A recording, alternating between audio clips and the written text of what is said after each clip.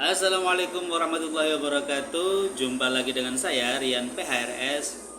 Nah teman-teman, pada kesempatan video kali ini saya ingin menampilkan satu video yang cukup panjang, karena ini adalah satu video perdebatan di mana guru gembul berdebat melawan Ustadz Muhammad Nuruddin. Nah, menariknya di dalam perdebatan itu sangat ketara sekali bahwa guru gembul adalah ibarat kata tong kosong nyaring bunyinya.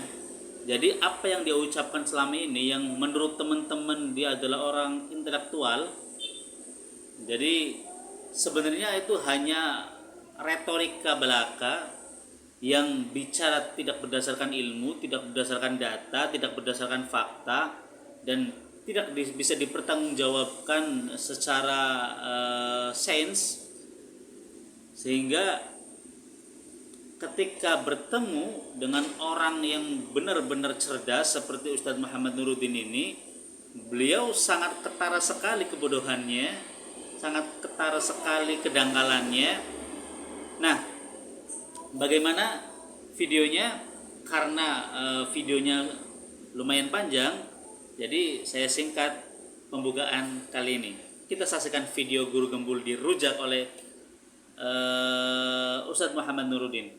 Saksikan videonya. Terus saya sangat kecewa pada kesempatan kali ini. Kita berharap ada debat intelektual berbasis pada referensi dan argumentasi, tapi seperti Anda lihat, beliau tidak memaparkan satu referensi pun, baik dari tradisi kesarjanaan Islam maupun tradisi kesarjanaan Barat. Saya belum memaparkan semuanya, hadirin.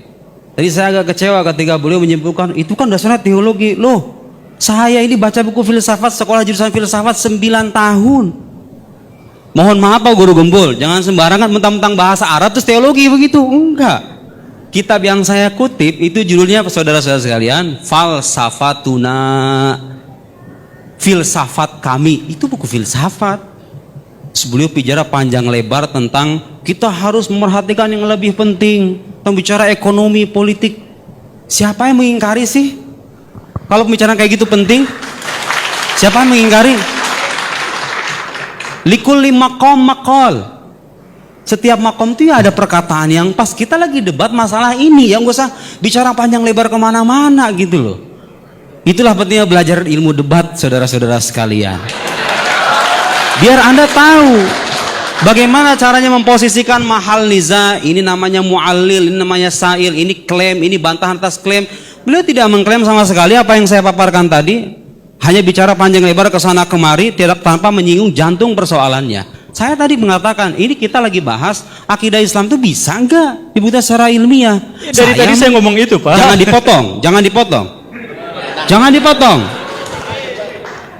Kita bukan netizen, mohon maaf.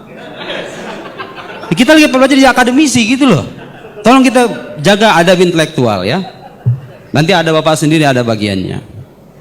Kemudian beliau bicara tentang Al-Ghazali. Al-Ghazali katanya bertobat dari ilmu kalam. Pak, coba baca langsung bukunya. Perlu nggak saya bacain Al-Munki Minad Dolal? Kasih saya satu ungkapan Al-Ghazali mengingkari keabsahan ilmu kalam secara metode keilmuan. Al-Ghazali imamul mutakallimin. Al-Ghazali imamnya para teolog gitu loh. Nah, lihat sini. Ya, beliau bicara nggak pakai referensi kan? Saya bicara referensi. Beliau tadi mengatakan zat Allah itu tidak bisa diketahui. Pak, dari dulu para teolog udah mengatakan begitu. Jangankan para teolog, Nabi pun nggak tahu hakikat Allah itu. Dan itu tidak mengenai keagungan Nabi loh ya. Kenapa? Karena kalau hakikat Allah itu diketahui, Allah terbatas dong kalau begitu. Jadi semua teolog sepakat hakikat Allah itu tidak diketahui. Tapi itu tidak berarti menghalangi kita untuk memahami dan mengenal Allah melalui sifatnya, berdasarkan metode rasional yang kita pahami dan wahyu yang terpercaya. Oke, beliau nggak pakai referensi kan? Saya pakai referensi. Dari mana itu ungkapan? Oke, ini namanya kajian ilmiah kayak begini nih. Referensinya jelas gitu loh. Beliau dari mana referensinya? Saya juga nggak paham. Oke, lihat nih Al-Amidi mengatakan. Jadi zat Allah itu memang iya hakikatnya nggak bisa diketahui. Nggak usah panjang lebar mengatakan begitu. Summa tasawwur syai', penggambaran terhadap sesuatu, saudara-saudara sekalian, taratan yakunu bi tasawwur dzatiyatihi, terkadang digambarkan dengan esensinya, wa muqawimatihi, dan pembeda-pembeda diferensinya gitu kira-kira ya, esensinya, ingkana murakkaban, kalau dia tersusun. Ada genus, ada diferensia gitu kan, Anda belajar logika kan? Kadang manusia, apa itu manusia? Hayawan natik, rational animal. Hewan yang berpikir. Itu tuh, kadang-kadang begitu tuh. Wataratan bitasawur khawasihi walawazimi. Terkadang penggambaran sesuatu itu digambarkan dengan kekhasannya, sifat-sifat khasnya. Walawazimihi, dan konsekuensi-konsekuensinya. Wasawaun kana murakkaban aw basitan. Lakin dzat wajibul wujud, tetapi Allah Subhanahu wa taala wajibul wujud basito, dia tidak tersusun. Karena itu enggak ada genusnya, enggak ada diferensianya. Ghairu murakkabah kama yati. Fatasawwuruha la yakun bitariqil awal bal bitsani. Jadi mengetahui Allah itu tidak dengan esensinya, tapi dengan cara mengetahui kekhasan sifatnya, konsekuensinya. Coba, kalau Allah itu menciptakan alam semesta ini, masa dia nggak berkuasa sih? Dia berkuasa dong. Ini rasio kita mengatakan begitu loh. Dan agama datang dengan teks yang mengatakan Allah Maha Kuasa. Itu mengenal Allah dengan sifatnya, bukan dengan zatnya. Nggak ada teolog itu sepanjang zaman mengatakan kita ingin menyampaikan hakikat Allah. Enggak. Kita ingin menyampaikan awal wajib alal insan, kewajiban pertama bagi manusia itu mengenal Allah. Kalau beliau kebalikannya, Allah nggak bisa diketahui, ngomong panjang lebar ke sana kemari. Lo teolog di mana-mana ngomongnya begitu. Kewajiban pertama itu mengenal Allah. Pak, betul kemajuan saintifik itu penting, tapi kita kan akan mati loh. Kita ketemu Tuhan loh. Anda kalau nggak percaya Tuhan sejak di dunia, amal Anda bisa sia-sia loh. Jangan abaikan juga pentingnya akidah itu. Anda harus punya pemahaman yang benar tentang Tuhan itu. Makanya kita berdebat nih, Tuhan tuh ada apa enggak gitu loh. Kalau dia ada, bukti ilmiahnya apa? Itu pertanyaan rasional. Bagaimana Anda meyakinkan orang atas bahwa Tuhan ada, kalau Anda tidak bisa membuktikan, tidak punya metode ilmiah yang bisa diuji bersama-sama. Bisa diuji loh bersama-sama, metode rasional itu. Dan beliau tidak memaparkan kritik sama sekali, gitu ya. Nah, sekarang saya ingin mengatakan ungkapan Al-Ghazali yang beliau katakan, katanya bertobat dari ilmu kalam. Al-Ghazali itu bukan bertobat dari ilmu kalam, Pak. Beliau dalam pengalaman spiritualnya sampai pada kesimpulan bahwa keimanan para sufi itu level keimanan tertinggi gitu loh. Nggak menafikan bahwa para teologi itu punya manhaj yang sahih. Nanti saya bacakan mungkin minat kalau saya punya waktu. Dibaca referensi aslinya gitu loh, jangan buku terjemahan. Langsung Pak, saya bacakan referensi aslinya nih. Mungkin minat dolal ya. Summa ini ibtada'tu bi ilmil kalam fahassaltuhu wa aqaltuhu wa tala'tu kutubal mutahaqqiqina minhum wa sannaftu fihi. Dia mengarang Al-Ghazali. Ma aradtu an usannifa fa sadaqtuhu ilman wafiyan bi maqsudihi. Ayo, artinya apa itu Bang Gumbul? Tidak hafal. Iya, makanya jangan bicara akidah kalau belum baca referensinya. Gitu dong, ilmiahnya begitu dong. Di mana-mana kajian ilmiah itu harus baca dulu baru menghukumi.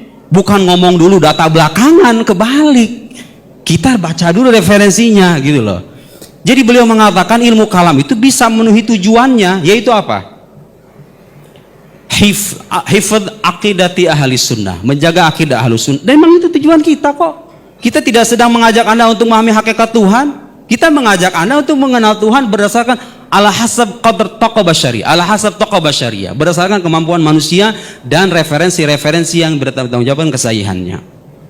Beliau tadi juga, saya menyayangkan ini. Coba yang teliti gitu, ketika presentator menyampaikan contoh itu diteliti contohnya seperti apa. Saya itu memberikan contoh Pak Gumbul tadi punya istri 4 itu. Jadi gini loh, dalam akidah itu ada sesuatu yang tidak ada secara indrawi, ada sesuatu yang mustahil ada secara akal gitu loh.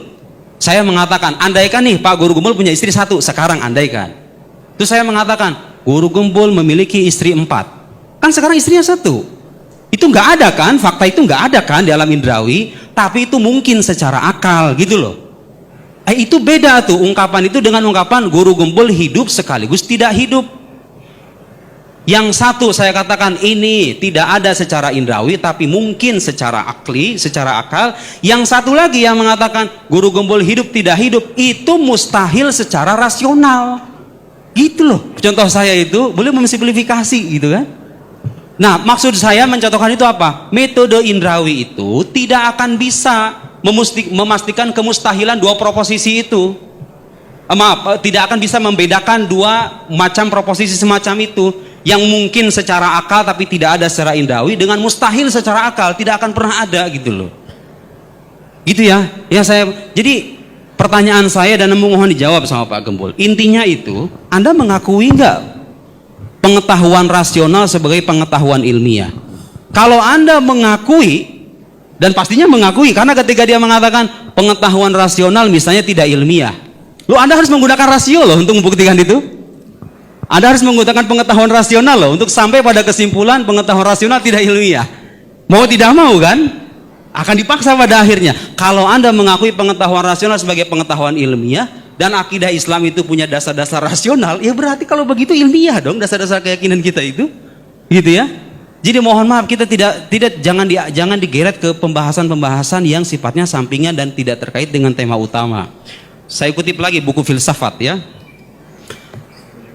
1 menit. Baik, 1 menit. Nih, saya harus membaca buku teologi lagi. Saya kutip Sarjana Barat. Beliau kan tadi bicara panjang lebar kemana-mana bahwa ngapain kita bicara Tuhan? Tuhan tuh haram didekati loh. Teologi itu selama berabad-abad bikin karangan kita ribuan jilid, terus ngapain itu? Mereka tahu Allah laisa kamitslihi syai', Allah tidak ada yang setara dengannya. Tapi itu tidak menghalangi kita untuk memahami dan mengetahui mengenal Allah berdasarkan petunjuk hukum-hukum rasional bersifat pasti dan wahyu yang terpercaya. Terpercaya loh ya, bukan hanya diklaim sebagai wahyu. Lihat, John Lennox punya buku namanya God's Undertaker. Saya bacakan teksnya. Ini kritik atas orang-orang ateis yang mengatakan kalau kita percaya Tuhan itu seolah kita menafikan pentingnya sains. The notion that belief in creator God who create and who upholds the universe would bring science to an end is frankly fallacious. Jadi meyakini Tuhan ada dan itu bisa menghentikan sains, oh itu falasi itu. Itu logika cacat itu. Emang tahu nggak kenapa katanya? Believing that the engine of the car had been designed by Mr. Ford would not stop anybody from investigating scientifically how the engine worked. Jadi meyakini bahwa sebuah mobil itu, mesin mobil itu didesain oleh seseorang namanya Ford. Anda percaya nih bahwa desainer mobil ini namanya Ford. Itu nggak menghalangi orang untuk meneliti komponen mobil itu sendiri gitu loh. Jadi kalau Anda percaya Tuhan, itu nggak akan menghalangi Anda untuk menjadi saintis sejati. Karena Tuhan itu adalah sebab utama di balik keterlahiran alam semesta ini. Nah, keyakinan itu nggak menghalangi kita untuk meneliti alam. Jadi kalau Anda percaya mobil Toyota dibuat oleh si fulan, apakah itu artinya Anda berhenti jadi seorang bengkel, jadi seorang tukang bengkel? Ya nggak usah gitu loh. Jalan sains jalan, akidah jalan, tapi Anda harus buktikan. Nah, di luar sana ada orang-orang yang menolak akidah semacam ini. Bagaimana cara membuktikannya kalau nggak punya sandaran rasional? Mereka nggak percaya Quran, nggak percaya hadis. Satu-satunya jalan untuk membuktikan dan meyakinkan mereka secara rasional itu adalah hukum akal. Nah, sayangnya beliau tadi bukti itu Anda mengatakan Tuhan itu nggak bisa diindrawi, hanya bisa dengan rasional.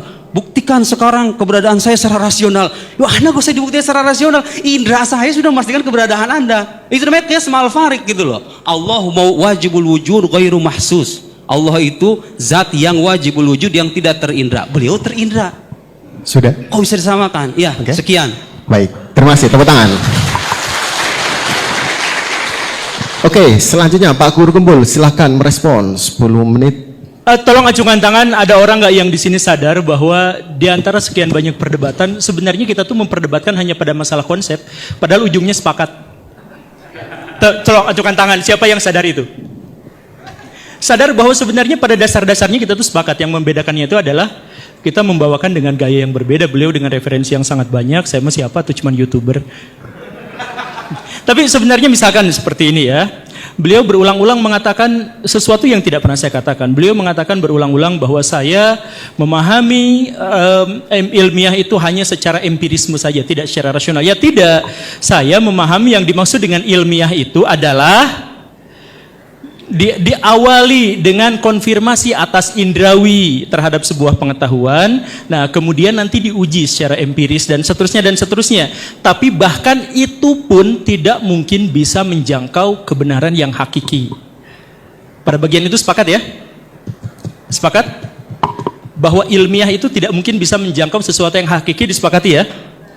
Oke, disepakati. Nah, karena Allah itu adalah sesuatu yang hakiki, maka bahkan dengan pengujian empirisme dan pengujian rasional sehingga kita sebut sebagai sesuatu yang ilmiah, itu tidak mungkin bisa menjangkau Allah Subhanahu wa taala. Sepakat gak?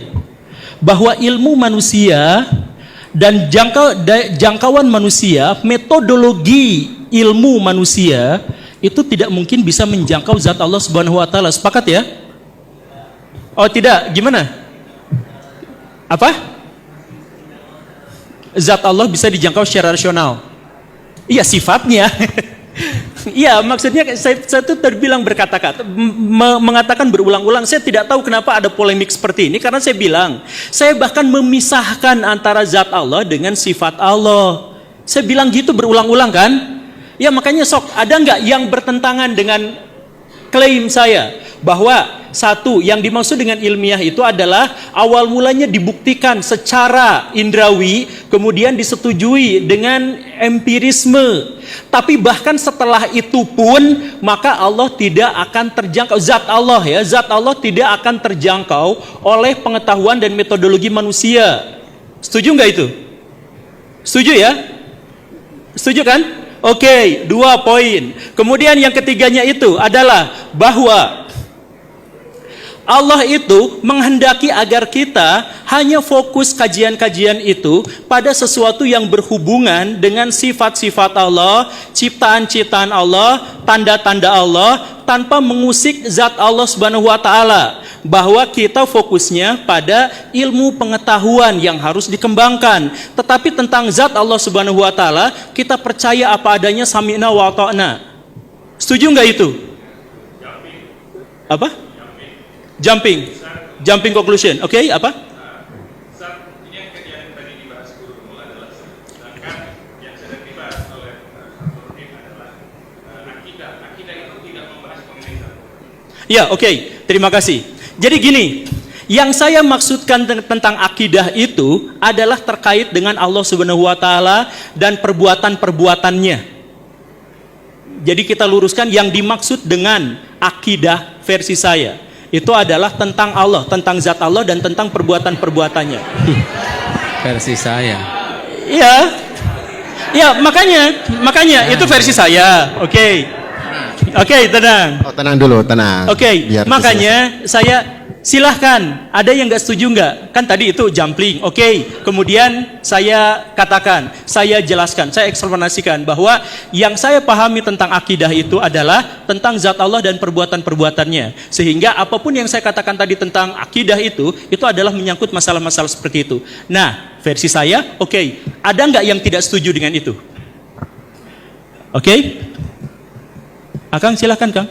Yang tadi itu, jadi maksudnya tadi ini sebenarnya saya mau simpan sampai ke fase Pertanyaan. mungkin nanti saya simpan. Iya, makanya saya bilang gitu. Jadi ini tuh sebenarnya dari awal tuh kita tuh bersepakat. Makanya saya heran, kita tuh ternyata berbeda pendapat itu hanya pada soal diksi-diksi, hanya pada konsep-konsep. Enggak. Oke, nanti kita diskusikan ya. Tapi inti apa? Saya nggak mengklaim setuju, saya tanya ada nggak yang nggak setuju gitu. Oh, nggak setuju. Oke, tidak setuju pada bagian mana? Saya misalkan mengatakan sekali lagi ya, bahwa zat Allah Subhanahu wa taala tidak bisa dipahami dan diketahui bahkan oleh metodologi ilmiah. Itu bagian mana yang tidak setujunya? Metode ilmiah itu adalah metode pembuktian rasional dan empirisme. Coba buka Google aja. Enggak, saya gak pakai referensi. Saya pernah menjelaskan bahwa ya makanya silahkan aja konfirmasi langsung aja. Aduh maaf. Silahkan sekarang konfirmasi, silahkan buka apa yang dimaksud dengan metodologi ilmiah. Kan saya bilang, saya tidak mengklaim kebenaran, saya bahkan tidak mengklaim otoritas keilmuan. Tidak seperti Ustadz tadi itu. Saya bilang sejak awal, silahkan konfirmasi ke akang-akang, ke teteh-teteh. Kalau tidak bisa silahkan langsung googling. Nah itu ada yang googling, silahkan. Apakah metodologi ilmiah itu artinya adalah pembuktian secara empirisme dan rasional atau tidak? Silahkan googling. Coba cek aja langsung. Karena saya gak pernah bawa otoritas dalam hal ini. Saya ngajak diskusi secara terbuka, bukan mengajak orang untuk ini otoritasnya dari sini, enggak. Saya mau bukan siapa-siapa. Oke, ada yang mau membantah dengan yang tadi?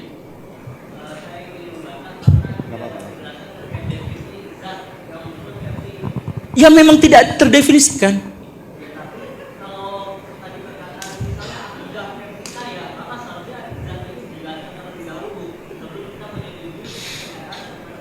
Bagus. Saya menjelaskan sejak awal, misalkan ya, ketika saya mengutip pernyataan Imam Malik bahwa Allah istiwa, misalkan, saya di situ menegaskan pernyataan Imam Malik bahwa jangan bertanya soal bagaimana. Itu kan pasti tentang zatnya. Saya nggak mungkin itu berbicara tentang ciptaan dan lain sebagainya. Kan enggak.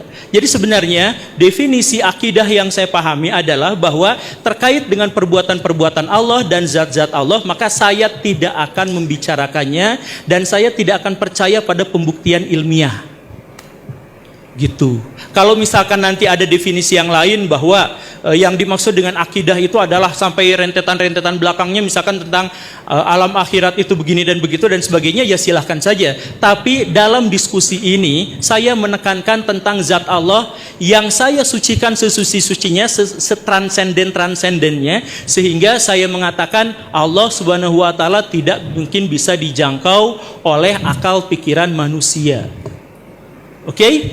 Masih ada yang membantahnya? Ada ya? Oke, nggak apa-apa. Iya. Kedengaran kok. Oh iya. Ya, terima kasih.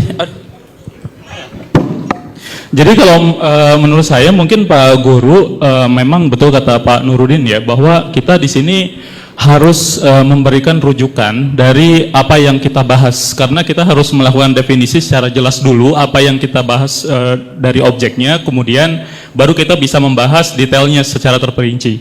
Kenapa? Karena yang pertama tadi misalkan Pak Guru ketika bilang Imam Malik tidak pernah membantah terkait Tuhan tidak bisa dijangkau. Imam Ahmad juga sama mengatakan bahwa Tuhan juga tidak bisa dijangkau karena beliau mengatakan bahwa Al-Quran adalah firman Allah, kan begitu ya. Imam Malik berkata jangan bertanya. Oke, Imam Malik bertanya jangan bertanya. Terus kemudian Imam Ahmad juga menolak ketika ditanya Al-Quran adalah firman Allah. Cuman masalahnya di sini Pak Guru sepertinya melakukan logical fallacy, cherry picking. Kenapa? Karena pernyataan-pernyataan Pak Guru terkait hal tersebut itu belum tentu keyakinan Imam Ahmad, keyakinan Imam Malik itu sama dengan keyakinan Pak Guru ketika Pak Guru mengutip beliau. Jadi misalkan Pak Guru tadi mengatakan bahwa Tuhan tidak bisa dijangkau atau tidak boleh bertanya tentang zat Tuhan, misalkan seperti itu. Nah, apakah Imam Malik ketika mengatakan seperti itu sebelumnya secara definisi, secara akidah, secara beliau keilmuan dari sisi ilmiahnya atau dari sisi beliau mengakui diri sebagai seorang muslim itu sama dengan pemikiran Pak Guru ketika Pak Guru mengatakan hal yang sama? Karena apa tadi? Karena misalkan Pak Guru juga mengatakan tadi di kitabnya Imam Al-Ghazali. Saya baca kitab Tahafut Al-Falasifah itu yang membahas tentang para saintis, karena zaman dulu kan saintis disebut dengan filsafat naturalis kan. Nah, di dalam kitab tersebut filsafat Tahafut Al-Falasifah itu beliau juga menggunakan ilmu kalam ya kan. Terus kemudian juga di dalam kitab Al-Munqidh Minad Dhalal Pak Guru kan bilang bahwa Imam Al-Ghazali itu tobat dari ilmu kalam, padahal tidak sama sekali. Di dalam Tahafut Al-Falasifah beliau sangat menggunakan ilmu kalam. Kemudian di dalam kitab beliau yang kedua juga di Al-Iqtisad fil I'tiqad, nah itu juga beliau menggunakan ilmu kalam yang secara fundamental dilakukan agar itu bisa membuat bantahan dan bukti yang paling bagus secara ilmiah. Satu lagi Pak, sedikit Pak. Iya. Satu lagi sedikit aja. Nah, yang tadi beliau bilang bahwa Imam Al-Ghazali bertobat dalam kitab Al-Munqidh Minad Dhalal, beliau bukan bertobat dari ilmu kalam, bukan sama sekali bertobat, tapi beliau mengatakan bahwa yang namanya ilmu kalam itu hanya bisa digunakan untuk berbantah-bantahan secara logis, tapi untuk mencapai kebenaran hakiki, beliau itu menggunakan kitab tasawuf, makanya beliau mengasingkan diri ketika beliau jadi rektor waktu itu kan. Nah, begitu Pak yang saya maksud itu. Terima kasih. Iya, jadi sama kan sebenarnya? Beda Pak. Jadi beliau mengatakan bahwa Al-Ghazali menganggap bahwa ilmu kalam itu tidak bisa menjangkau pada sesuatu yang berhubungan dengan Allah, sehingga beliau memilih tasawuf. Jadi gimana? Ulang, kasih lagi mic-nya. Oke. Jadi gini Pak, di dalam Islam itu kan ada yang namanya Kok saya yang debat jadinya Pak? Enggak, ini meluruskan perspektif. Coba. Karena dari narasumbernya tadi ya. Enggak, oke baik. Jadi di dalam kitab Islam, di dalam Islam itu kan ada yang namanya hukum jurisprudensi ya, atau fikih. Nah, di dalam fikih kita tuh nggak ngurusin tentang dosa, tentang pahala, tentang surga, tentang neraka, itu enggak. Fikih itu membahas tentang tata cara bagaimana kita sholat dan lain sebagainya. Nah, Imam Al-Ghazali pun beliau adalah orang yang ahli dalam ibadah kan, atau dalam fikih, yang beliau juga bikin kitab yang namanya Al-Bidayah wa Nihayah, Al-Bidayatul Hidayah gitu. Nah, ketika kita mengatakan fikih, bukan berarti kita ini sholat tidak mengharap surga gitu Pak. Maksudnya, jadi ketika misalkan kita sholat nih, rukun sholat kita tahu nih hukum-hukumnya. Nah, Imam Al-Ghazali itu mengkritik orang-orang fikih yang terus-terusan berdebat dengan hukum-hukum fikih, tapi ketika orang tersebut itu merasa bahwa ketika dia sudah mencapai rukun-rukun sholat, artinya dia sudah merasa yakin bahwa sholat dia sudah diterima gitu. Nah, maka dari itu beliau dari situ mengasingkan diri untuk mengetahui kira-kira kesucian saya itu hakikatnya sampai mana. Jadi ada bedanya Pak antara beliau itu tadi ketika mengatakan ilmu kalam itu tidak bisa mencapai kebenaran hakiki, tapi beliau itu bukan berarti menegasikan kebenaran hakiki itu bisa dicapai oleh ilmu kalam. Itu Tahu dari beda. mana? Bukan berarti itu tahu dari mana? Ya itu dari rumusan Imam Al-Ghazali Pak. Jadi iya, oke. Makanya saya bilang Jadi, tolong tahu bawa dari referensi gitu. Ya, biar kita tahu dari mana. dalil teksnya gitu Pak. Terima kasih banyak. Ya, oke lah. Tapi balik lagi lah.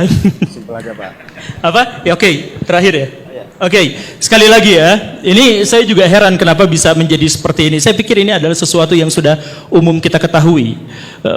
Saya tidak mau kesana kesini seperti yang tadi ditudingkan. Saya tetap balik lagi pada judul awal. Apakah Allah Subhanahu Wa Taala itu bisa dijangkau oleh akal pikiran manusia? Apakah bisa diuji secara ilmiah? Saya mengatakan tidak. Gitu kan? Nah, ya itu dasarnya itu. Kalau misalkan nanti ada turunan-turunan perdebatan sekitar apakah akidah yang dimaksud itu menyangkut begini dan begitu, saya jelaskan di awal, definisi akidah yang saya pahami adalah begitu. Jadi klaim saya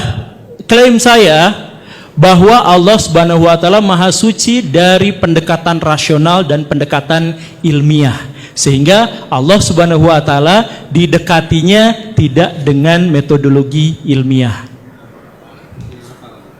Hah? Oke. Atau gini, kelihatannya sudah cukup panjang. Kita masuk ke sesi tanya Saya nggak boleh jawab ya. Oh enggak, ini kan tadi karena sudah akan terkumpul juga kan pertanyaan tadi kan. Oke, baik Pak Guru Gumbul, aman, clear, Mas. Panas sekali semua di sini. Baik, kita akan melanjutkan ke sesi tanya jawab yang melibatkan kepada peserta. Untuk termin pertama, kelihatannya saya menduga maksimal 2 termin atau mungkin 1 termin saja. Oke, aduh. Oh, tadi yang kanan sudah.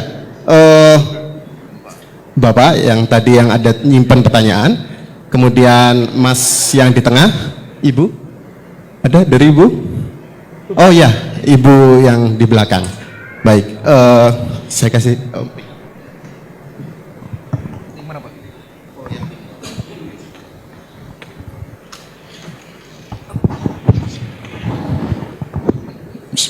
Assalamualaikum warahmatullahi wabarakatuh. Yang saya hormati Guru Gumbul, yang saya hormati Ustadz Nuruddin, pada kesempatan pagi hari ini senang sekali bisa hadir di dialektika yang luar biasa pada pagi hari ini.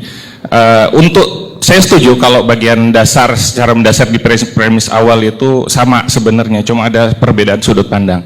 Tapi saya ada momen tak gitu ketika memang di awal betul bahwa sepakat masalah zat Allah Subhanahu Wa Taala. Saya rasa Ustadz Muhammad Nuruddin juga sama sepakat bahwa kita tidak boleh mendekati zat Allah Subhanahu Wa Taala.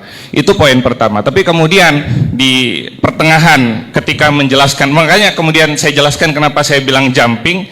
Ketika zat Allah Subhanahu wa taala itu dideskripsikan, salah satunya adalah takdir. Saya kaget gitu. Loh, apakah takdir bagian dari zat Allah? Betul, kalau misalnya kita bahas masalah zat Allah Subhanahu wa taala, oke lah.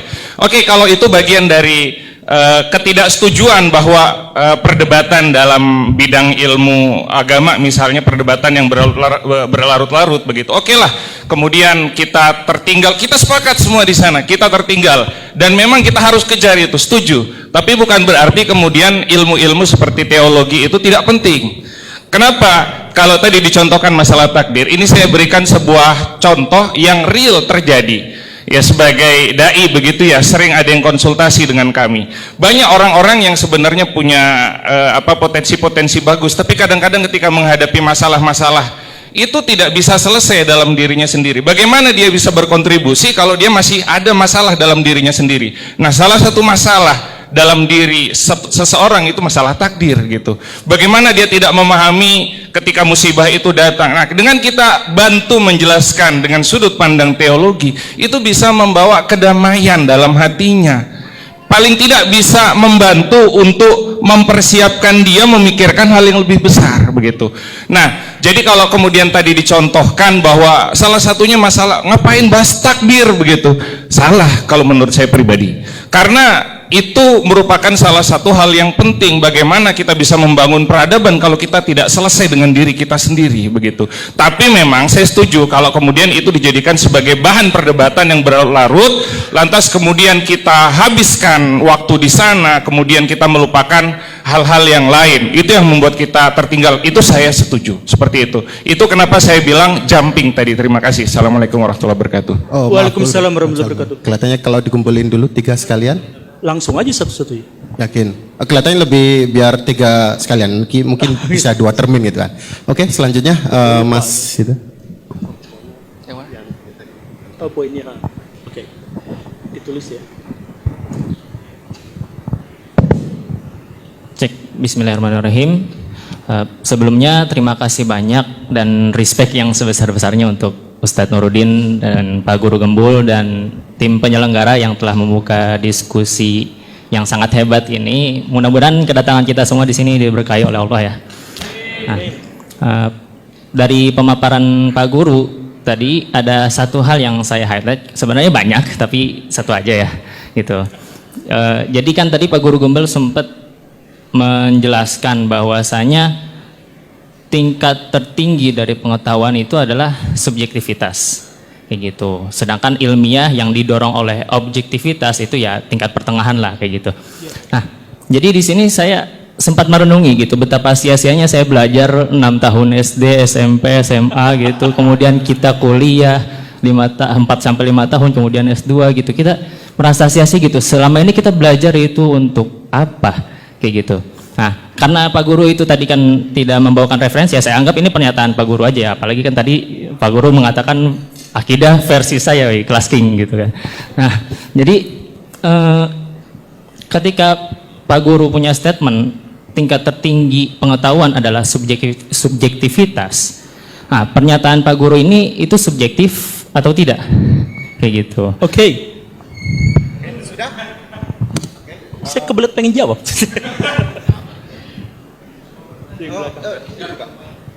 Oh, yang yep.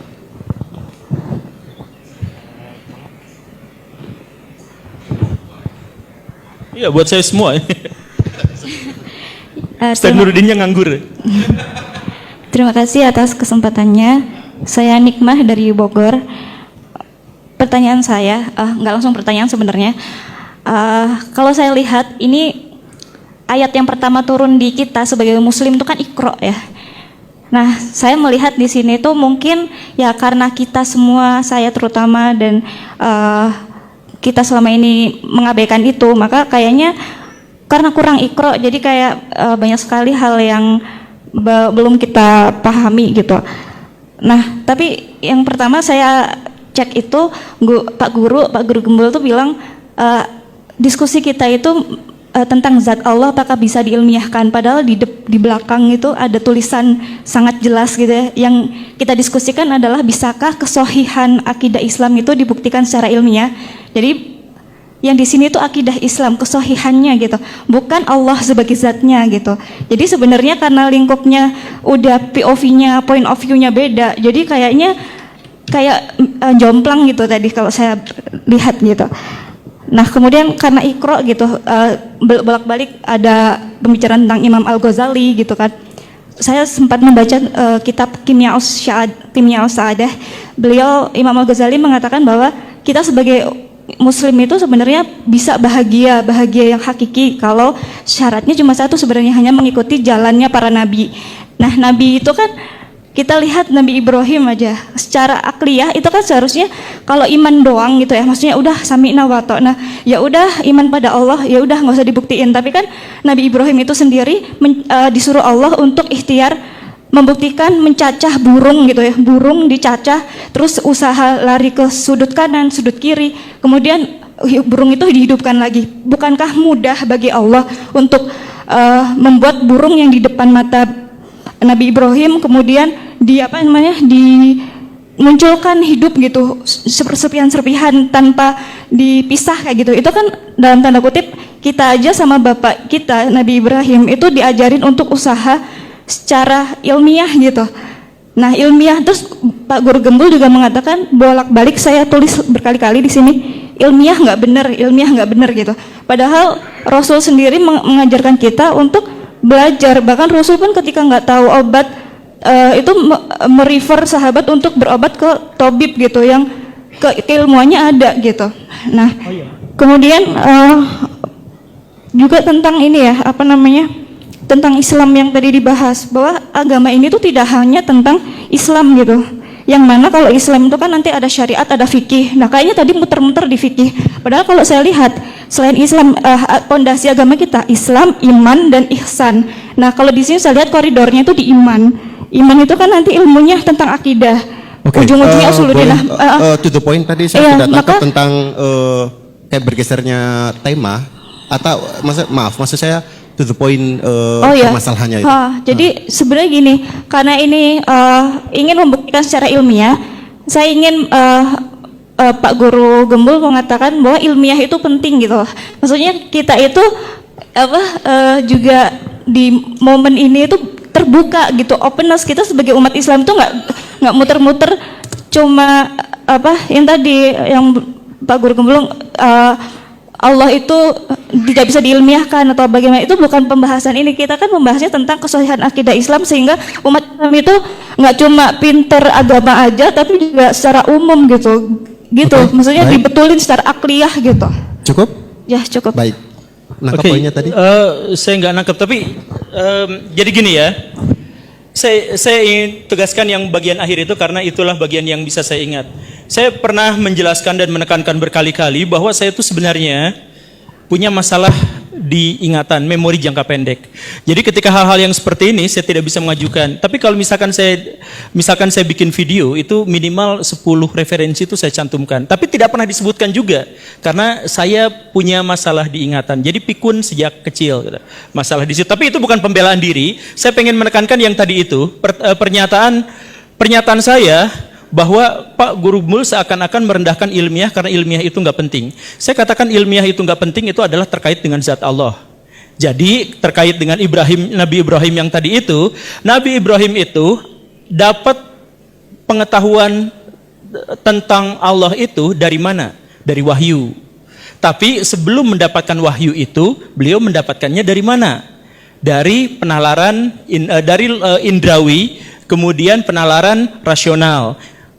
Gak selesai di situ, ditambahkan dengan wahyu. Maka ini jawaban dari Akang yang tadi itu, misalkan, jadi yang lebih tinggi daripada ilmiah itu apa? Wahyu. Jadi nalar dan empirisme itu diawali di bawahnya dari wahyu. Kalau misalkan mentok sampai di situ saja, itu bisa membuat kita mengetahui tentang realitas duniawi, realitas dunia ini. Tapi kalau misalkan untuk Allah Subhanahu wa taala itu tidak cukup. Gitu kan?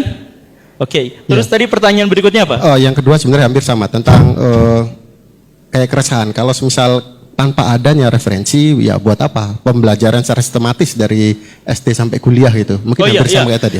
Kalau misalkan ilmiah itu tidak penting, lalu untuk apa saya belajar? Sekali lagi ya, saya tekankan ini terkait dengan zat Allah. Saya sekali lagi ya mengajak orang-orang untuk berpikir secara ilmiah pada hal-hal yang berhubungan dengan duniawi, kehidupan kemanusiaan, dan lain sebagainya. Tetapi tentang zat Allah, maka saya tidak akan mendekatinya dengan pendekatan ilmiah, karena itu enggak cukup. Yang tadi itu jawabannya balik lagi, yaitu awalnya adalah empirisme, kemudian rasionalisme, dan setelah itu wahyu. Begitu. Terus tadi ada pertanyaan berikutnya apa lagi? Oh ini. Yang tambah. Jadi apakah pernyataan takdir. Nah ini juga balik lagi. Kenapa? Apakah jadi gini ya? Tadi Akang itu bertanya, kalau dia mengkonfirmasi pernyataan saya bahwa saya mengatakan bahwa puncak dari ilmu itu adalah subjektivitas, bukan objektivitas. Lalu apakah pernyataan saya itu subjektif atau tidak? Kan begitu ya? Pertama, sekali lagi, yang subjektif itu konteksnya pengetahuan tertinggi Allah Subhanahu wa taala, di mana Allah mengetahui segala sesuatu dengan cara Allah yang berkehendak tentang sesuatu, maka jadilah itu. Kun fayakun, jadi ada, maka Allah mengetahui. Tapi pengetahuan itu subjektif. Konteksnya di situ. Yang tadi saya cerita itu kan? Oke? Jadi sekali lagi ya, yang kita bisa temukan dalam metodologi ilmiah itu adalah objektif. Tapi pengetahuan Allah sebagai yang paling tinggi, yang puncaknya, itu adalah pengetahuan subjektif, di mana Allah lah yang menentukan segala sesuatu sebagai objek. Jadi apa yang dia diketahui secara objektif, itu sebenarnya adalah kehendak Allah secara subjektif. Gitu kan? Oke. Oke. Kemudian yang pembahasan tentang urgensi takdir. Pernyataan yang Akang ini, terima kasih. Jadi gini Kang, lagi-lagi ini konteksnya ya, please lah.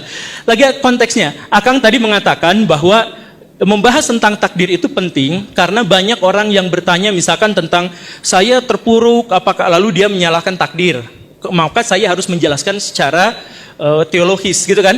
Nah, sebenarnya pernyataan saya itu bukan di situ. Pernyataan saya itu adalah kalau misalkan Akang menjelaskan ya bahwa Akang tadi kecelakaan di motor. Oh, itu ujian. Tahu dari mana bahwa itu adalah ujian, itu adalah musibah, atau itu adalah peringatan? Siapa yang tahu? Tidak ada yang tahu. Nah, jadi konteksnya adalah di situ. Jadi itu adalah urusan Allah. Bukan berarti kita tidak menjelaskannya, tapi kita tidak mungkin bisa menjelaskannya karena itu adalah urusan Allah Subhanahu wa taala gitu. Urusan takdir itu yang berkehendak itu adalah Allah Subhanahu wa taala.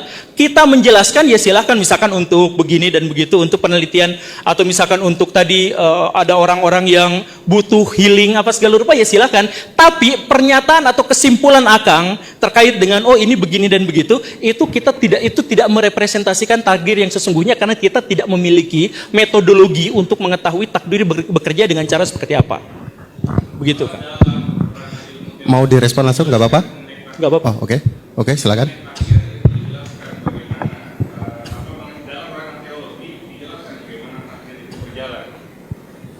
Ya itu kan memunculkan mazhab-mazhab kan, mazhab-mazhab teologi kan. Asy'ariyah berkata takdir begini, Mu'tazilah berkata takdir seperti itu, begitu kan? Baik, setidaknya itu membantu kita untuk menjelaskan, itu poin pertama. Kemudian yang selanjutnya, permasalahannya adalah sebelumnya Pak Guru Gembul itu kemudian menyatakan mengenai fenomena di mana umat Islam itu tertinggal. Oke lah, tapi kemudian kita melakukan simplifikasi karena kita membahas masalah takdir dan sebagainya, itu saya tidak setuju. Karena itu juga bagian yang penting. Jadi yang lain itu penting, bukan berarti kemudian kita menegasikan. Kalau begitu caranya, ilmu tafsir, ilmu fikih dan lain sebagainya kita hentikan saja yang dimasukkan di dalam universitas-universitas di Indonesia itu gitu. Karena mau tidak mau ketika dimasukkan ke dalam situ diakui secara epistemologis, diakui secara ontologis dan seterusnya. Itu artinya memang mau tidak mau itu metode yang memang sudah ada dan memang yang berjalan seperti itu. Iya Kang, baik. Sekarang sudah, ya. saya ajukan Respon lagi terakhir. misalkan ya pernyataan. Saya ajukan lagi misalkan tadi Akang mengatakan bahwa Mu'tazilah memberikan penjelasan seperti ini, Asy'ariyah menjelaskan pernyataan seperti itu tentang takdir. Begitu kan? Saya tidak menyatakan begitu, tapi saya nyatakan ada dalam ilmu pembahasan itu dalam ilmu teologis. Iya, dalam ilmu teologis itu kan menghasilkan cabang-cabang teologi dalam Islam. cabang teologi dalam Islam diantaranya adalah Asy'ariyah, Maturidiyah dan sebagainya gitu kan? Iya betul ya? Betul. Kan? Oke. Nah karena itu maka penjelasan tentang takdir adalah teori-teori dari Mu'tazilah, dari Asy'ariyah dan lain sebagainya. Betul kan? Betul. Nah maka pernyataan-pernyataan mereka itu apakah bisa dikonfirmasi bahwa itu memang kehendak Allah atau tidak? Tidak bisa dikonfirmasi. Ya itu maksud saya tuh di situ. Oke, Oh ya. tapi Oke, mohon maaf, kelihatannya karena khawatirnya tidak di apa ya, ini kelihatannya. Oke. Oke, saya kira cukup untuk Bapak. Saya kira tadi sudah ditanggapi Guru Gembul dan kekhawatiran memang melebar tanggapannya. Tadi berawal dari perihal tentang takdir yang penting menjadi melebar. Oke, selanjutnya kita buka termin kedua dan saya khususkan untuk merespon juga ke Pak Nuruddin itu kan, dengan Guru Gembul terus. Oke, dari sana kanan bawah, kemudian yang tengah, oh ya, Mas, kelihatan itu dulu. Yang kiri, yang dari perempuan tidak ada? Oke, nggak ada dari perempuan. Oke, Masnya berarti. Silahkan yang dari kanan bawah. Oh, itu sedang diberikan. Utamain untuk yang narasumber Ustadz Nuruddin. Terima kasih. Saya Darul Qutni dari alumni S2 IAID Al-Karimiyah. Saya ingin bertanya tentang kaitan antara tadi yang ayat yang disampaikan oleh Ustadz Nuruddin. Fa'lam annahu la ilaha illallah, dan kaitannya dengan wa madhannu yugni 'anil haq syai'an. Dugaan itu tidak cukup untuk hakikat sama sekali, ayat Quran. Antara perintah untuk mengetahui dan kemudian ayat tentang zon, dugaan itu tidak sama sekali cukup untuk mengukur hakikat.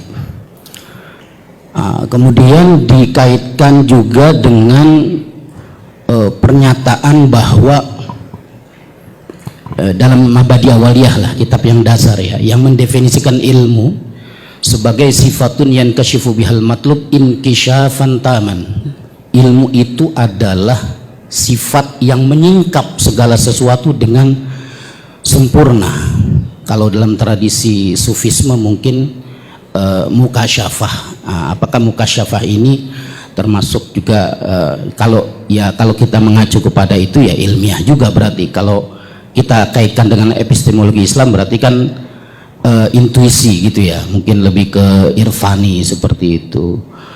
Jadi kemudian kaitannya lagi dengan ayat la yudrikuhul absar wa huwa yudrikul absar. Allah itu zat yang dapat menangkap segala pandangan tetapi tidak dapat dijangkau oleh pandangan. Demikian kira-kira mohon penjelasan tentang penafsiran ayat-ayat tersebut sebagai dasar akidah Islam yaitu Al-Quran. Terima kasih.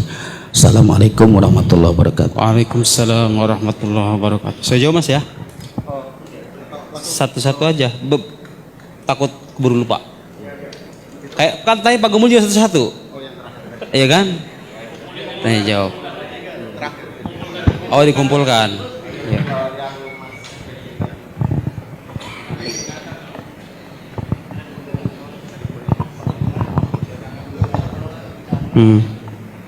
Bismillahirrahmanirrahim. Assalamualaikum warahmatullahi wabarakatuh.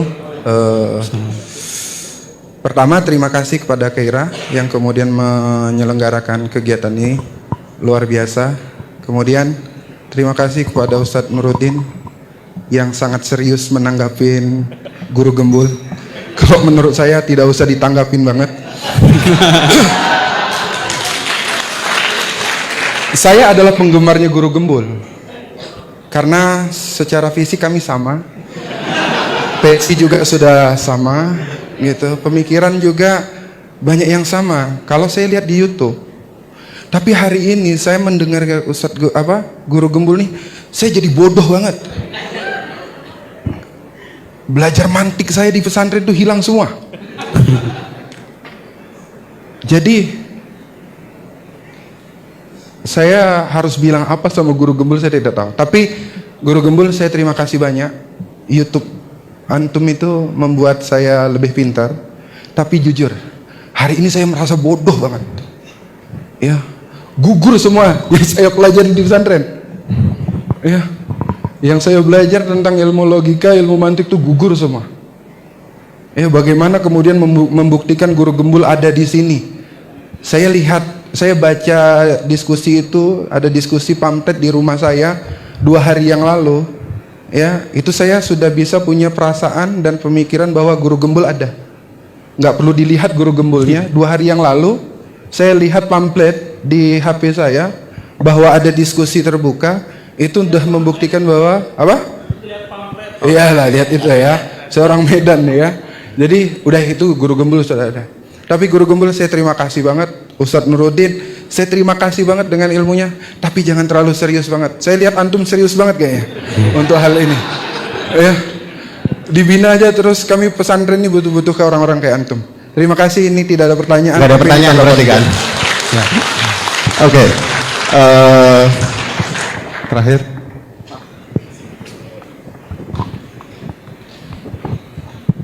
Bismillah. Perkenalkan, saya Bibit dari Bekasi, Ustadz. Saya hormati Guru Gembul dan Ustadz Nuruddin dan panitia semuanya. Yang ingin saya tanyakan dan ingin saya masih ada sedikit kebingungan gitu. Dari diskusi ini kan ada perbedaan antara Ustadz Nuruddin dan Guru Gembul. Dari segi metodologi tadi, pandangan terhadap bagaimana akidah bisa dijangkau dengan ilmiah atau tidak. Yang ingin saya tanyakan kepada Ustadz Nuruddin, apakah perbedaan pandangan ini memiliki konsekuensi? Itu yang pertama. Dan yang kedua, apakah kebenaran itu absolut satu atau ada bisa kemungkinan dalam ilmu akidah, maksud saya ada 2 atau 3? Jadi itu yang saya tanyakan. Terima kasih. Baik, berarti kedua pertanyaan diarahin kepada Ya, Pak Nuruddin saya ya? jawab ya. Oke, pertanyaan aman berarti? Oke, saya jawab. Baik, Oke. silakan. Bismillahirrahmanirrahim. Bapak Ibu sekalian, dari awal saya presentasi sampai akhir, Bapak nggak dengar nggak saya ngomong zat Allah? Ada nggak kata zat yang saya ucapkan di sini? Tidak ada sama sekali. Saya juga heran kenapa digeret-geret kita ngebahas zat Allah gitu loh. Yang kita bahas itu the existence of God, wujudullah, bukan the essence of God, bukan esensi Tuhan. Esensi Tuhan nggak usah dibahas, kita nggak bakal tahu. Sekali lagi itu tidak menafikan kita untuk mendekati dan memahami Allah itu dalam kapasitas kita sebagai manusia berdasarkan hukum-hukum rasional yang bersifat pasti seperti kausalitas tadi. Yang kita bahas itu wujudnya ada apa enggak. Kalau dikatakan ada itu ilmiah apa enggak, itu loh pertanyaan dasarnya. Ilmiah itu artinya apa sih? Bersandar pada ilmu. Itu loh, belum mengatakan Tuhan itu saya bisa membuktikan Tuhan, tapi tidak dengan metode rasional, tidak dengan empiris. Terus dengan apa gitu loh? Kan kita harus menggunakan metode ilmu untuk meyakinkan bahwa Tuhan itu benar-benar ada. Kalau diyakini pengetahuan rasional sebagai pengetahuan yang bersifat ilmiah, maka konsekuensi logisnya ya Tuhan itu ilmiah. Nah ini nyambung dengan pertanyaan Bapak tadi, Pak. Dalam akidah itu harus ada ketentuan pasti, al-qata' wal yakin. Akidah, makanya tadi saya sebutkan di awal itu definisi ilmu dan akidah itu i'tiqad jazim mutabiq lil waqi' nasyi'an dalil. Harus berupa keyakinan bersifat pasti. Jawabannya ayatnya seperti yang dikatakan Bapak tadi, innadzan la yughni minal haqqi syai'a.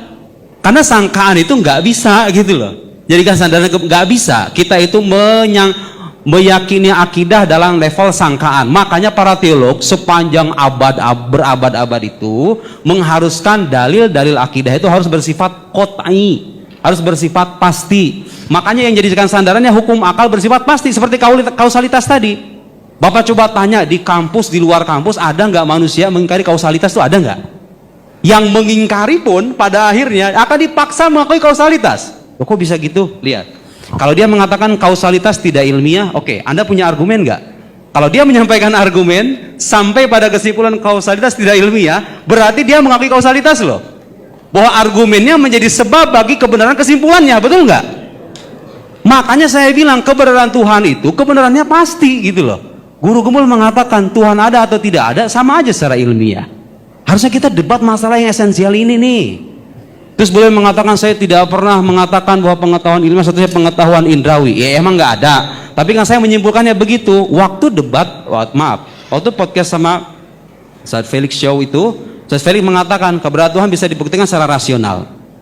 Mengatakan begitu kan? Memang benar, bisa secara rasional. Tapi boleh mengatakan apa? Rasional itu, tapi rasional tidak memenuhi kriteria ilmiah. Rasional itu tidak memenuhi kaidah ilmiah. Itu pernyataan beliau loh. Nah makanya saya tanya, ketika beliau mengatakan rasional tidak ilmiah itu, waktu ngomong begitu itu pakai rasio apa enggak gitu loh? Ya iya kan? Pada akhirnya, Pak, jangan dipotong Pak. Saya tidak motong pembicaraan Anda loh. Saya tidak motong bicaraan Anda loh. Dia bicara panjang lebar, saya nggak potong sama sekali loh. Maaf ya, kita bukan netizen. Itu Pak, itu ayat itu saling menguatkan. Kemudian mana tadi? Oke. Bu Guru mengatakan bahwa pengetahuan itu berawal dari pengetahuan indrawi. Bapak mempelajari nggak argumen kosmologis itu? Tahu nggak argumen kosmologis itu awalnya di pengetahuan indrawi loh. Bahwa alam itu ada dari ketiadaan. Itu sains membuktikan itu. Tahu nggak, kalau kita baca buku teologi, tahu nggak apa buktinya alam itu ada dari ketiadaan? Karena tidak lepas dari gerak dan diam. Gerak itu bisa kelihatan loh Pak. Diam juga sama. Karena dia itu gerak dan diam, tidak lepas dari gerak dan gerak dan diam itu senantiasa mengalami ada dan ketiadaan, makanya disimpulkan alam itu ada dari ketiadaan. Itu pengetahuan indrawi, tapi nggak cukup dengan itu doang. Di sains itu sebetulnya bisa dijadikan salah satu premis. Ya, saya nggak mengatakan sains membuktikan keberadaan Tuhan, tapi kesimpulan saintifik bisa dijadikan salah satu premis untuk membuktikan keberadaan Tuhan. Tapi lanjutannya, setelah kita membuktikan alam ada ketiadaan, so what?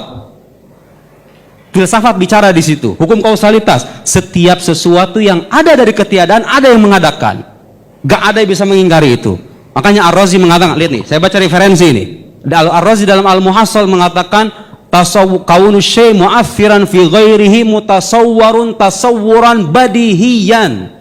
Kenyataan sesuatu memberikan dampak bagi sesuatu yang lain itu sebuah aksioma gitu loh. Enggak usah dipertanyain lagi. Setiap sesuatu yang ada di ketiadaan ya pasti ada yang mengadakan, ada sebab yang memberikan efek sama dia. Nah, karena itu kita simpulkan alam itu ada yang mengadakan. Itu logika itu nggak akan pernah sama dengan logika yang mengatakan Tuhan tidak ada.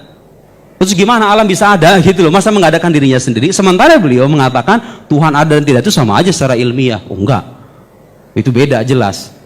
Sebutin sama saya buku ateis yang buktikan Tuhan tidak ada. Saya bisa baktikan sekarang ke bapak-bapak ibu sekalian buku-buku yang membahas tentang bukti keberadaan Tuhan. Tadi saya tampilkan tuh disertasi Al-Adil Al-Aqliyah Bainal Falasi Bainal Mutakalimin wa Falasifah karena Syekh Said Fauda, teolog asal Yordania, 500 halaman. Ya. Sami Amiri dari orang Salafi, ya, tapi seorang intelek, 700 halaman bicara tentang, tahu nggak judul bukunya apa? Barohin wujudillah, bukti-bukti keberadaan Allah, bukan zat Allah, wujud Allah, ada bukti-buktinya berdasarkan pengamatan rasional. Di baliknya memang ada pengetahuan empirik, tapi kita nggak bisa mengandalkan pengetahuan empirik semata. Banyak sekali karya-karya intelektual yang bahas tentang kebuktian. Coba saya. Anda membicara Richard Dawkins di God Delusion itu, tuh tadi udah saya tampilin buku yang mengkritik itu habis. Seorang dokter juga, seorang filsuf juga, Ayman Al-Bisri ya, dan kitab-kitab yang lain. Baik. Kemudian ada pertanyaan, apakah ada konsekuensi bila sosial salah menafsirkan, kemudian yang kedua, apakah ada kebenaran absolut? Ya, apakah ada kebenaran absolut? Ya ada loh. Anda mengatakan, bagi yang mengatakan tidak ada kebenaran absolut pun, dia akan terpaksa mengabsolutkan pandangannya. Kalau Anda mengatakan tidak ada kebenaran absolut, itu absolut apa enggak? Kalau Anda mengatakan tidak, ya ngapain Anda mengkritik orang-orang yang mengatakan kebenaran ada kebenaran absolut? Ya pasti dia akan meyakini bahwa itu kebenaran absolut gitu loh. Naif sekali itu orang-orang yang mengatakan tidak ada kebenaran absolut itu. Anda mengabsolutkan pandangan Anda loh. Tadi kausalitas itu, coba, ayo. Saya juga pengen mengajak kita diskusi secara akal sehat ya, tapi ada referensi juga gitu loh, jangan cuma main akal-akalan doang. Ya iya dong, harusnya referensi. Anda sekolah S2, S3 itu di mana-mana kalau ujian disertasi, tesis, referensinya mana? Gitu loh, itu ilmiah namanya. Ya kalau bicara hanya asumsi, persepsi, kemudian berhayal ke Google ke sana kemana, mohon maaf. Itu namanya bukan kajian ilmiah, itu namanya asbun. Ya, mohon maaf gitu loh, harus kita katakan begitu. Oke, kemudian lanjutannya tadi pertanyaan apa? Tadi ada kesulitan nggak sih kalau misal? Oh tadi apa namanya? Apakah ada kebenaran? Ya udah terjawab ya karena absolut.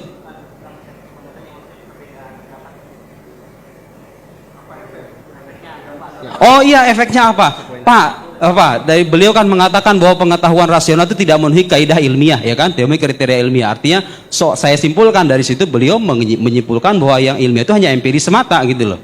Dan itu kan terlihat ada rekaman di Robito Halawiyah ketika ada lawan debatnya yang mengatakan ilmiah itu tidak selamanya indrawi. Terus beliau, ya itu ilmiah yang indrawi itu kan gitu kira-kira kan? Anda mungkin melihat itu ya. Saya simpulkan dari situ.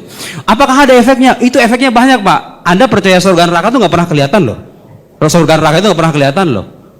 Nabi agung yang bernama Adam, Idris, Nuh, Hud, Soleh, Ibrahim dan lain itu nggak pernah ada. Saya nggak pernah ketemu juga.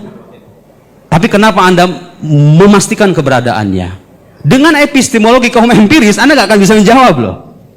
Kemudian, kalau Anda menjadikan metode empiris sebagai metode ilmiah satu-satunya, Anda nggak akan punya tolok ukur untuk membedakan mana agama yang benar, mana agama yang salah.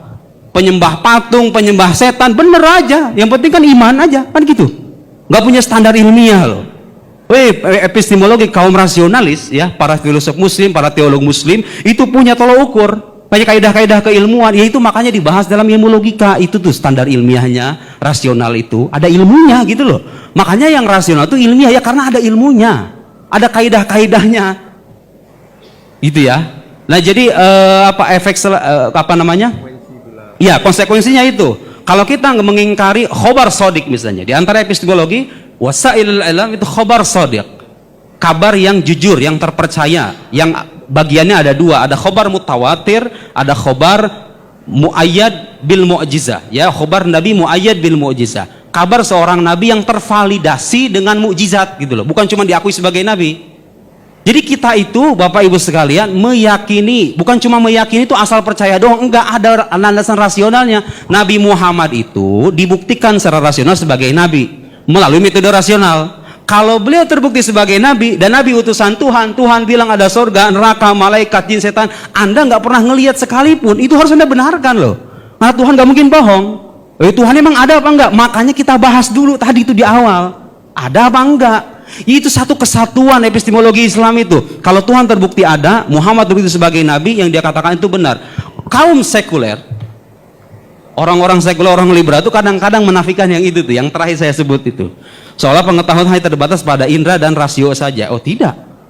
Coba kalau saya bisa menolak keilmiahan wahyu itu dengan dua alasan saja. Satu, Anda buktikan Tuhan tidak ada. Kedua, Anda buktikan bahwa manusia agung bernama Muhammad SAW bukan seorang nabi. Ayo, saya terima itu.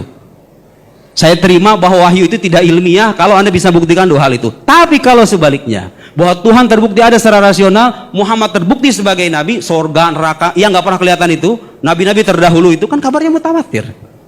Manusia sepanjang zaman mengabarkan ada manusia namanya Ibrahim, ada atau tidak jejak arkeologisnya, ya itu benar, itu historis. Dari mana landasannya? Itu epistemologi tadi.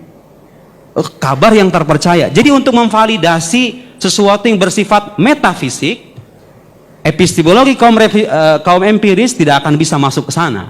Tapi epistemologi kaum rasionalis bisa. Saya menyarankan saudara-saudara sekalian baca dua buku filsafat. Kalau Anda sudah membaca dan menghatam kitab ini, saya yakin orang setangguh apapun tidak akan bisa mengalahkan Anda. Satu judulnya Falsafatuna karya Bakir Sadr, seorang filsuf Syiah. Kedua, Al-Usus Al-Mantiqiyah lil Istiqra. Itu dua kitab tebal memberikan landasan sedemikian kokoh atas filsafat rasionalis yang tadi saya paparkan itu. Bahwa pengetahuan yang bersifat ilmiah tidak selamanya empirik, karena di balik pengetahuan empirik, justifikasinya itu harus melibatkan pengetahuan rasional. Kausalitas, hukum non kontradiksi dan lain-lain. Jadi saya kira begitu ya. Kemudian ada lagi buku dari seorang Sunni, tadi Syiah kan? Seorang Sunni, buku juga sangat bagus juga, judul Kubrul Yakiniyat Al-Kauniyah. Itu sangat mumtaz, 100%. Bahkan guru saya mengatakan hadal kitab kullu satrin lahu ilm. Kitab ini setiap barisnya ada ilmu. Oh, luar biasa itu. Muhammad Said Ramadanil Buti rahimahullah. Dan saya pengagum beliau. Dan banyak di antara Anda saya yakin pengagum beliau juga. Ya. Itu buku kalau saya kira begitu. Saya kira begitu. Kemudian ada lagi pertanyaan tadi Mas yang belum terjawab? Sudah. 1, 2, 3. Cuma tadi komplain cuma info saja. Oh ya, saya mau komentari itu yang Mas itu. Mas, saya itu serius menanggapi guru gumbul, tahu nggak kenapa? Karena beliau punya followers banyak. Iya. Ya orang-orang yang mendengar beliau itu saya khawatir terpengaruh. Ya apa salahnya dong kita mengkritik? Ya kalau seandainya beliau nggak punya followers, biasa gitu ya. Wa hadzal kalam la yasih al-iltifat ilaihi aslan. La yasih. Tangdur laysa indahu maraji. La yafham falsafah wa la yafham ilm al-kalam. ماذا أفعل بعد ذلك؟ خلاص يعني. ويتكلم في واد وأنا أتحدث في واد آخر. Jadi لو لم يكن عنده أتباع لما التفت إليه أصلا يعني عفوا بالصراحة يعني بالصراحة. Mudah-mudahan beliau nggak paham ya. Saya kira begitu ya, cukup. Baik, kita ada di penghujung acara, tapi akan sebaiknya kami beri kesempatan untuk memberikan closing statement maksimal 2 menit untuk apa yang bisa dirangkum dari masing-masing narasumber. Pertama, kepada Pak Guru Gembul, kami persilakan. Baik, terima kasih. Kenapa pada akhirnya saya dikatakan bahwa selalu mengatakan bahwa rasional itu tidak ilmiah? Saya tidak mengatakan seperti itu. Saya bilang rasional itu belum ilmiah. Karena untuk menjadi ilmiah, maka dia harus menggunakan studi empirisme dan rasionalisme secara bersamaan, baru itu nanti disebutnya sebagai ilmiah. Kan gitu ya. Karena apa? Karena seperti yang saya jelaskan tadi di awal, bahkan ada pertanyaan yang belum juga terjawab sebenarnya, kita sulit sekali untuk bisa mencapai sesuatu yang rasional tanpa indrawi kita. Jadi harus ada rasionalnya dan harus ada indrawinya untuk bisa memahami secara ilmiah. Tetapi terkait dengan zat Allah dan hal yang semacam itu, maka itu harus didekatkan dengan wahyu ilahi. Sesederhananya sebenarnya seperti itu.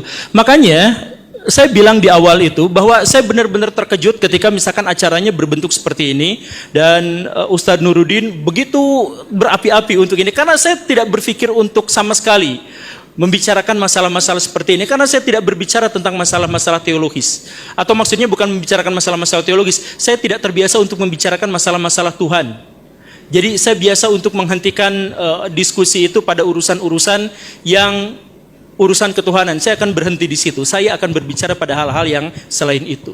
Nah, jadi kalau misalkan tadi ada begitu banyak pertanyaan tentang saya dan kemudian ada yang meragukan tentang saya dan sebagainya, oke, saya terima itu. Tapi satu hal yang ingin saya tekankan adalah bahwa saya ingin sekuat-kuatnya mensucikan Allah Subhanahu wa taala dari berbagai upaya penalaran manusia yang sangat terbatas dan sangat tidak absolut itu untuk bisa memahamkan pada sesuatu yang sangat absolut. Karena saya sejak awal sudah menekankan hal-hal yang semacam itu, maka diskusi-diskusi ini sejak awal sudah saya remehkan. Bukan karena meremehkan ustadznya, bukan karena meremehkan apanya, tapi karena diskusi yang semacam ini adalah diskusi yang bagi saya sudah final. Dan tadi saya juga menekankan dan saya tadi mengkonfirmasi apakah kita sepakat dalam hal ini, apakah kita sepakat dalam hal ini. Pada akhirnya kita tidak sepakat pada hal-hal yang detail, pada masalah-masalah diksi, pada masalah kata-kata. Tapi bahwa masalah menjangkau Allah Subhanahu wa taala itu adalah dengan misalkan ya, dengan pendekatan wahyu dan sebagainya, dan kita tidak cukup hanya selesai dengan pembuktian indrawi saja atau pembuktian rasional saja, kan kita sudah sepakati bersama atas hal itu. Jadi saya selalu menekankan pada kita semua, ayo kita misalkan berpikir hal-hal yang sangat rasional, hal-hal yang sangat empiris, hal-hal yang sangat ilmiah, tapi itu semua terkait pada hal-hal yang bersifat duniawi. Dan pada hal-hal yang bersifat akhirat atau misalkan Allah Subhanahu wa taala, saya berhenti pada iman saja. Saya pikir pernyataan itu tuh terlalu mudah dipahami, saya pikirnya. Jadi saya nggak usah berpikir tentang begini dan begitu. Saya yakin pernyataan saya itu adalah pernyataan yang mudah untuk dipahami bersama. Makanya ada dialog yang seperti ini dengan yang sebesar ini, saya benar-benar sejak awal saya katakan benar-benar heran. Sekali lagi, kalau misalkan saya mengatakan bahwa pembuktian rasional saja itu tidak mungkin mendekatkan diri kepada Allah Subhanahu wa taala, dan pendekatan empiris saja tidak bisa juga seperti itu, karena pendekatan ilmiah tidak bisa. Bahkan ketika mereka digabungkan keduanya pun mereka tidak bisa mendekati Allah Subhanahu wa taala. Begitu kan? Terima kasih. Tepuk tangan dulu Guru Gembul. Selanjutnya pada Pak Nurudin, 3 menit kami persilakan.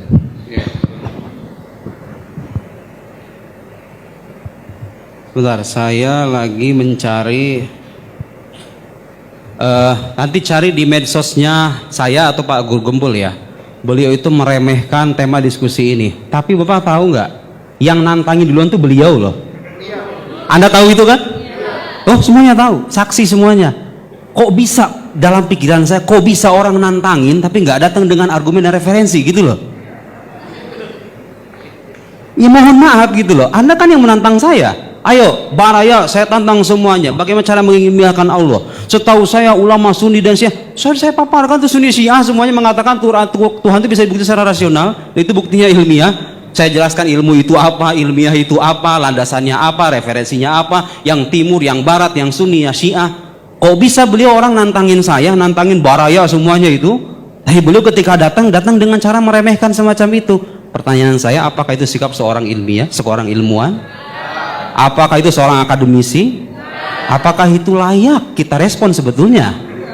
Tidak layak, tapi mohon maaf karena beliau punya banyak pengikut ya, saya harus merespon. Ini akan disaksikan oleh para pengikutnya. Amin aman amin wajahid man jahid. Yang mau percaya, yang mau ingkari silahkan. Ahlan wa sahlan. In alaina illal balagh, khalas. Ya, saya menyampaikan terserah. Tapi saya ingin mengutip satu ungkapan. Lihat terjemahannya ya Pak Guru Gembul nanti. Idza tahaddasal insan fi ghairi fannihi ya'ti bil ajaib wal gharaib wasyududat wal afkar al munharifa. Saya nggak akan terjemahkan. Tapi Anda ketawa, ya itulah begitu. Mohon maaf semuanya kepada para netizen, kepada para YouTuber, kalau bicara sesuatu jangan bicara sebelum Anda membaca. Ya, bicara sesuatu berdasarkan kapasitas Anda. Saya ingatkan dengan ayat Al-Qur'an, wala taqfu ma laisa laka bihi ilm. Innas sam'a wal basar wal fuad kullu ulaika kana anhu mas'ula. Jangan ikuti apa yang kalian nggak tahu. Jangan ngomong kalau nggak tahu. Nggak tahu akidah, nggak belajar akidah, nggak baca referensi utama, kok ngomong bicara akidah tidak ilmiah, Tuhan itu ada atau tidak sama saja. Begini menurut saya akidah versi saya. Ya salam. Betapa nikmatnya netizen zaman sekarang ya. Terus apa kabar yang kuliahan tahun-tahun itu sampai bertunggus lumus? Mohon maaf Bapak, saya di Al Azhar itu nulis tesis hanya sebagian bait dari kitab ini saja, yang tipis ini saja. Tahu nggak berapa halaman? 900 halaman Pak. 900 halaman bahas hanya sebagian manuskrip dari Jawharat Tauhid ini saja. Tidak ada orang mengatakan akidah tidak ilmiah. Saya membayangkan ini seorang pembaharu abad 21 gitu loh. Ya salam, ternyata yang kita saksikan hanyalah asumsi dan pendapat pribadi saja. Mudah-mudahan ini sudah menjelaskan bagi semuanya. Saya tidak memaksa Anda untuk mempercaya apa yang saya tahu, tapi mari kita jaga akal sehat kita untuk tidak terpengaruh dengan pikiran-pikiran yang tidak rasional. Sekian, wassalamualaikum warahmatullahi wabarakatuh. Bagaimana teman-teman? Sudah saksikan bukan? Nah begitulah.